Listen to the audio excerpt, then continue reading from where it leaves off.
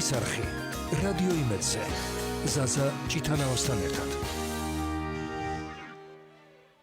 კიდევ ერთხელ მოგესალმებით 16 საათი 30 წუთი გახლავთ რადიო იმედის დღის არხის ფორმატში განმარგზოთ მუშაობაზე. ჩვენ ახლა გამოვეხმაურებით დედაქალაქში მიუსაფარი ცხოველების პოპულაციის მართვის ცენტრის გახსნას და ამ თემაზე სასაუბროთ ჩვენ ახლა საშუალება გვაქვს პირდაპირ ეთერში თბილისის მერიის ცხოველთა მონიტორინგის სააგენტოს ხელმძღვანელს გიორგი კობიაშვილს გავესაუბროთ, რომელიც უკვე ხაზზეა. ბატონო გიორგი, მოგესალმებით. მადლობა რომ ახერხებთ და გვერდთვებით პირდაპირ ეთერში. ბატონო გიორგი, გვითხარით ამ ცენტრის გახსნით რა შეიცვლება და ზოგადად რა არის მისი მთავარი მიზანი, ფუნქცია?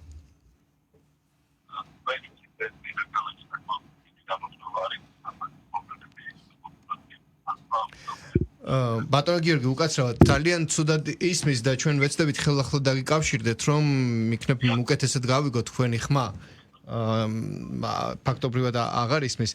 მოკლედ მე ამასობაში კიდევ ერთხელ გავიმეორებ, რომ დედაქალაქში მიუსაფარი ცხოველების პოპულაციის მართვის ცენტრი გაიხსნა და 24 საათიანი რეჟიმით იმუშავებს. როგორც გავრცელდა ინფორმაცია, მოეწყო ამ პროექტის ფარგლებში და აღიჭურვა ინდივიდუალური ვოლიერები, ასევე ლაბორატორია, საოპერაციო ბლოკი და პოსტოპერაციული სივრცეც. ამის გარდა რა თქმა უნდა სხვა შესაბამისი ინფრასტრუქტურული განახლებაც და სიახლეც არის და მოკლედ მის მუშაობაზე, სისტემაზე და ხასიათზე ჩვენ ახლა ვეცდებით მეტი გავიგოთ და რადიო იმედის პირდაპირ ეთერში შემოგთავაზებთ სატელეფონო დიალოგს, ვეცდებით კვლავ დავუკავშირდეთ თბილისის მერიის ცხოველთა მონიტორინგის სააგენტოს ხელმძღვანელს, რომელიც უფრო დეტალურად გაგვაცნობს ამ ცენტრის ფუნქციონირების შესაძლებლობას. ბატონო გიორგი, გესმით ჩვენი ხმა? მოკლედ გვითხარით ამ ცენტრის გახსნით რა შესაძლებლობა იზრდება მაგალითად მიუსაფარი ცხოველების პოპულაციის მართვის თვალსაზრისით და მოკლედ რა მხრივ შეიცვლება მოცემულობა. ერთის მხრივ რამდენად გაადვილებს თქვენი როგორც სააგენტოს საქმიანობას და მეორეს მხრივ ჩვენ რას მივიღებთ თქვათ ცხოველთა სიკეთის თვალსაზრისით.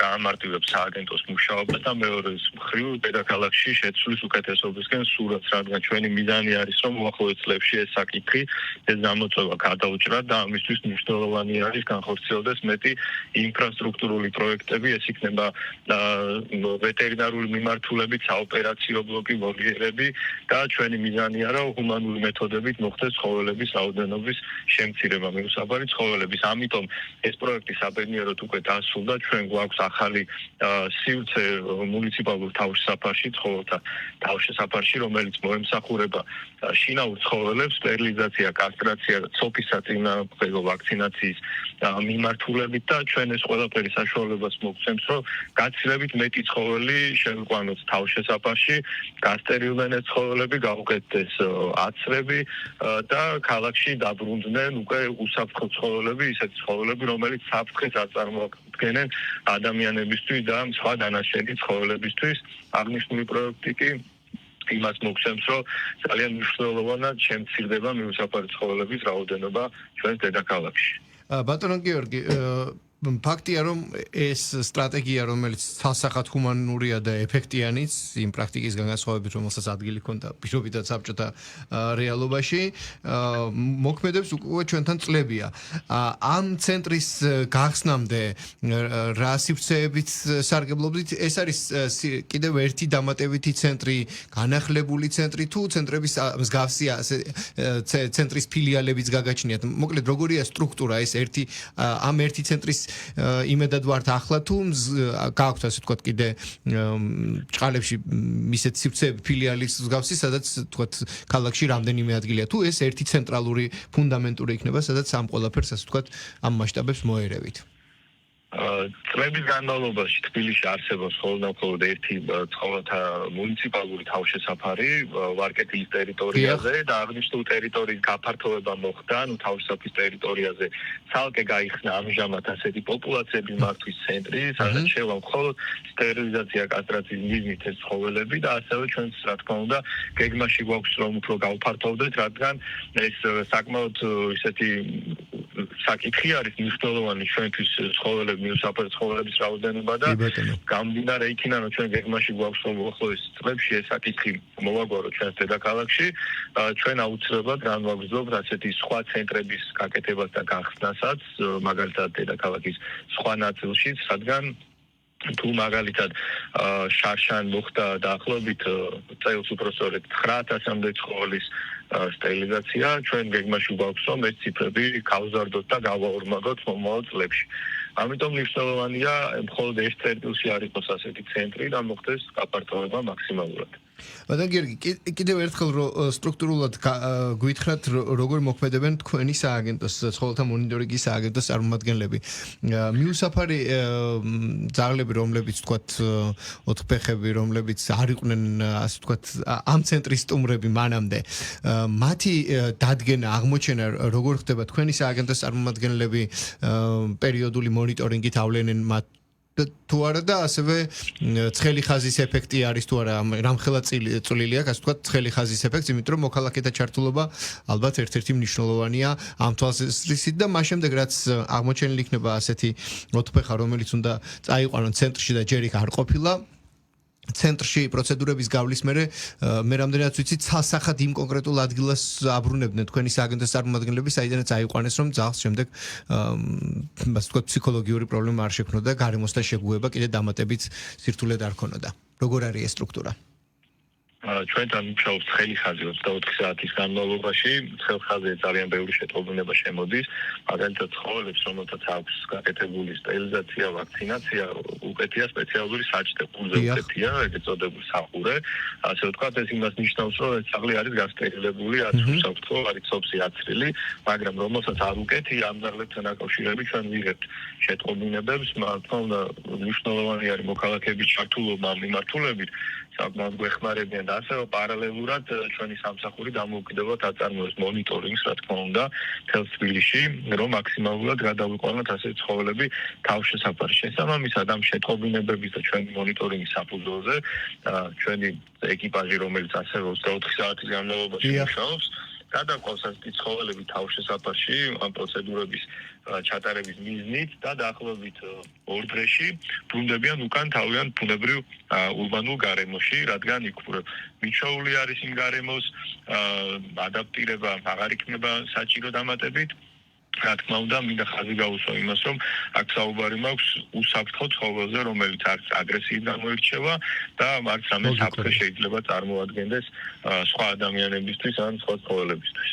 და საჭდები რომელიც თქვენ აღნიშნეთ, გასაგებია რომ რაღაც ბაზა იქნება ალბათ, სადაც მითითებულია როდის მოხდა მათი პირობითა და ვაქცინაცია თუ სტერილიზება და რაღაცა პერიოდულობით საჭდეიანი ოთხფეხების კონტროლი როგორ ხდება?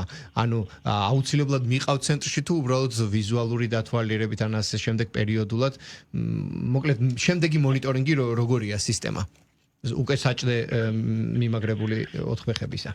საჭდიან ცხოველებზე ერთადერთი მონიტორინგი ესე იგი ხდება, ეს არის ცოფის საწინააღმდეგო აცრაზე, რადგან საჭირო არის რომ წელიწადში მინიმუმ ერთხელ მაინც მოხდეს ასეთი ცხოველების გადაცრა და სხვა შემთხვევებში შეიძლება იყოს აგრესიისგან გამოწვეული გამოძახება შეიძლება გაკეთდეს როგორც აგრესიული ძაღლის, ან დაავადებული ძაღლის, ან ტრავმირებული ძაღლის და რა თქმა უნდა ადგილზე ჩვენი ეკიპაჟი ხაზდება და როგორც საჭდის ნომრის საშუალებით, რადგან ყველა საჭდეს აქვს თავისი ნომერი, ხდება გადამოწმება ბაზაში ამ ყველაფრის და ამ ინფორმაციის და ასევე მინდა ვთქვა რომ მაქსიმალური ჩართულობა ხდება მოსახლეობის მხრიდან ძალიან ბევრი ადამიანი გვიმართლებს და გვივლებს ამ პროცესებს რადგან ეგ სპეციალ მიმკედლებელი ასეთი სახელწოდება შეიძლება უწოდოთ ესე მიმკედლებას ყავს ამ ნომრით მიკედლებული ასეთი ცხოველები და ისინი არიან ჩართული ამ პროცესებში ასე რომ ჩვენი სამსახური ჩვენი ეკიპაჟი ცხადდება როგორც სტერილიზაციის მიზნით ასევე შეიძლება დაავადებაზე იყოს გამოძახება ტრავმაზე ან აგრესიაზე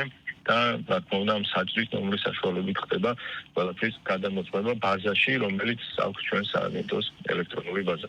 გასაგებია. ანუ ამ ცენტრის მეშვეობით თქვენ სააგენტოს ეძლევა იმის საშუალება რომ გააფართოვოს საქმიანობა და ეფექტიანობაც გაიზარდოს, ხო, როგორც გავიგე?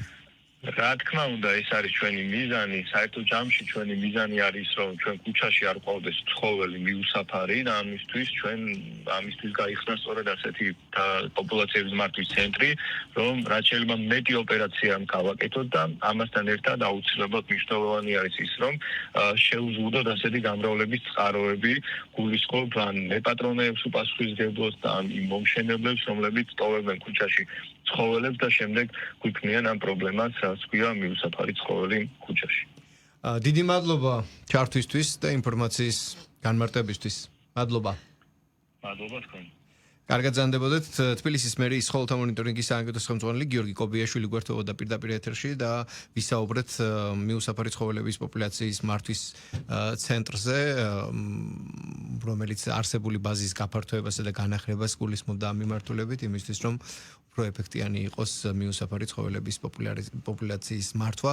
მოგეხსენებათ, უკვე წლებია ჩვენთან არის პრაქტიკა, როდესაც როგორც კი გაჩნდება მიუსაფარი ცხოველი კონკრეტულ ადგილას ხდება მისი პირობითად ამ ცენტრში გადაყვანა, სტერილიზება, ვაქცინირება და შემდეგ უკვე მსგავს ოთხფეხას უმაგრდება საჭდე, ყურზე და შემდეგ ისინი აგრძელებენ ცხოვრებას და ეს რა თქმა უნდა ცალსახად ბევრად ჰუმანური მეთოდია, ვიდრე ის მეთოდი, რაც ბევრი წლით ადრე არსებობდა და ეს სტრატეგია ბევრად უფრო ეფექტიანია ჰუმანურობის გარდა მიუსაფარი ცხოველების პოპულაციის მართვის, ანუ ამ პოპულაციის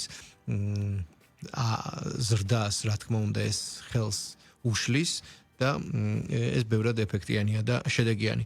მოკლედ ჩვენ თბილისის მერიის სხეულთა მონიტორინგის სააგენტოს ხელმძღვანელთან ამ სატელეფონო საუბარს ავტვირთავთ რადიო იმედის Facebook გვერდზე. ახლა გახლავთ 16 საათი 42 წუთი.